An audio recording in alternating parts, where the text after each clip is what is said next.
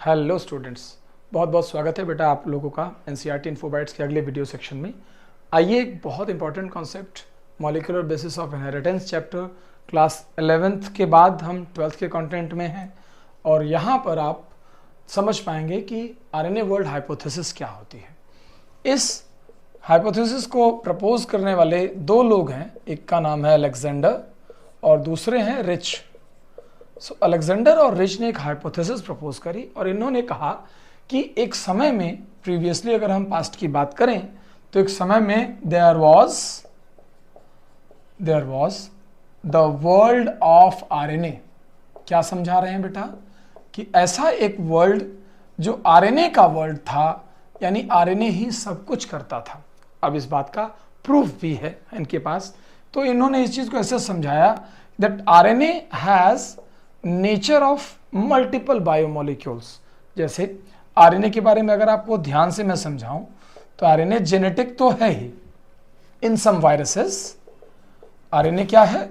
Genetic molecule है, यानी ये कोड करता है उसके लाइफ प्रोसेसेस के लिए। सेकेंड टाइम पर अगर हम आपसे बात करें तो आरएनए के अलग अलग फंक्शन है। जैसे कि आरएनए कैटालिटिक है, मींस इट कैटालाइजेस सेवरल प्रोसेसेस, तब आप इसे राइबोजाइम कहते हैं।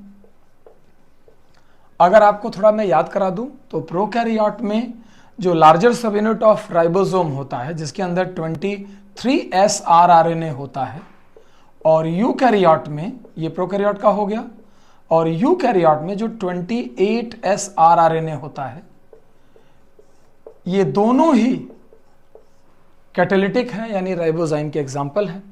इसी तरीके से अगर हम आरएनए के अलग अलग फंक्शंस पर बात करें तो आरएनए मैसेंजर हो सकता है, जिसके थ्रू हमने एमआरएनए का नाम पढ़ा है।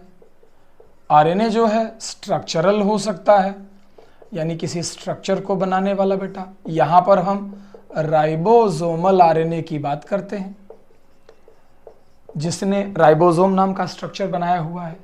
अगर हम इसी तरीके से बात करें तो हमारे पास एडेप्टर आरएनए भी है, जिसे हम टीआरएनए कहते हैं, ट्रांसफर आरएनए।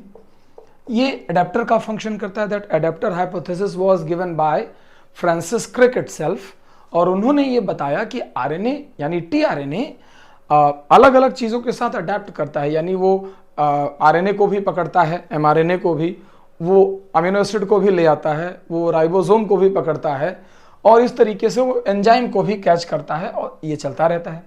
तो देखिए ज़रा, जेनेटिक, कैटालिटिक, मैसेंजर, स्ट्रक्चरल और एडेप्टर, इतने तरह के फंक्शन करने वाला मॉलिक्यूल बहुत सारे, जाहिर सी बात है, एक्टिविटीज में पार्टिसिपेट कर सकता है। एनसीईआरटी में उन्होंने 3 का एग्जाम्पल दिया है, बहुत इंपॉर्टेंट। इन्होंने कहा कि RNA can function as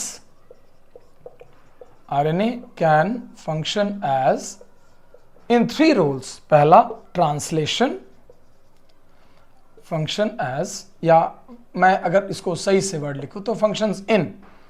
foremost is translation. Translation is synthesis of protein from RNA. तो उस दौरान जब आरएनए से प्रोटीन का फॉर्मेशन हो रहा होता है बेटा, तो इस दौरान जो एंजाइम हम देखते हैं जिसका नाम है पेप्टाइडिल ट्रांसफरेज,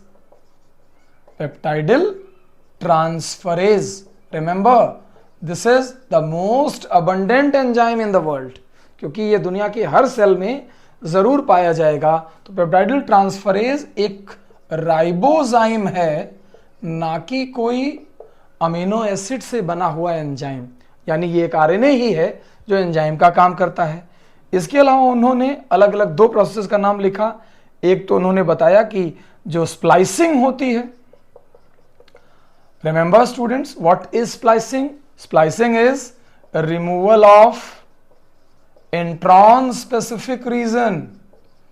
जो इंट्रॉन स्पेसिफिक रीजन्स को हटाने का काम करता है, उस प्रोसेस को हम क्या कहते हैं? Splicing. And that was caused by SNRNPs, snurps कहते हैं शॉर्ट में, मॉडर्न लिटरेचर में इन्हें स्नर्प्स कहा जाता है। दीज आर स्पेशल राइबोन्यूक्लियोप्रोटीन्स जो स्प्लाइसिंग का काम करती हैं, and other metabolic functions as well. बहुत सारे दूसरे मेटाबॉलिक फंक्शन जिसमें आप मैसेंजर या स्ट्रक्चरल या कैटालिटिक इंक्लूड कर सकते हैं।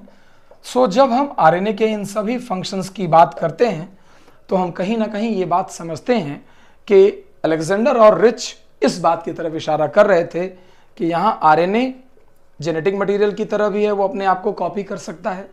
आरएनए से आरएनए जो कि एक मैसेंजर मॉलिक्यूल है वो भी बनता है, और फिर आरएनए से ही आरएनए यानी एक्सप्रेसेबल मॉलिक्यूल भी आरएनए ही हो सकता है।